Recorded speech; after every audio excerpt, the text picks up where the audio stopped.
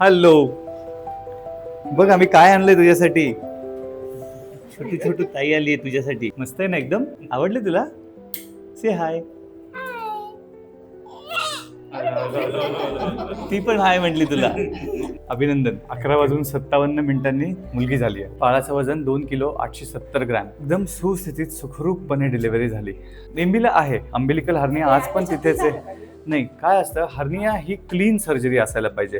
ठीक आहे, म्हणजे त्याला कुठलंही इन्फेक्शन नको लागायला. कारण जेव्हा आपण बेंबीचा हर्निया रिपेअर करतो तेव्हा त्याच्यामध्ये आपल्याला जाळी टाकायची असते. तो दुसऱ्या कुठल्याही सर्जरी बरोबर, म्हणजे जसा सीझर बरोबर आपण एकत्र केला तर याच्यामधून त्या जाळीला इन्फेक्शन होण्याची शक्यता वाढते आणि हा हर्नियाचं ऑपरेशन फेल होण्याचे चान्सेस सुद्धा वाढतात. आजपासून 6 महिन्यांनी पोटाचा भाग पूर्णपणे एकरूप होईल, नॉर्मल स्थितीमध्ये येईल. तेव्हा जर आपण हर्नियाचं रिपेअर केलं तर त्याचे फेल्युअरचे चान्सेस कमी होतात. अभिनंदन पूर्ण परिवाराचं.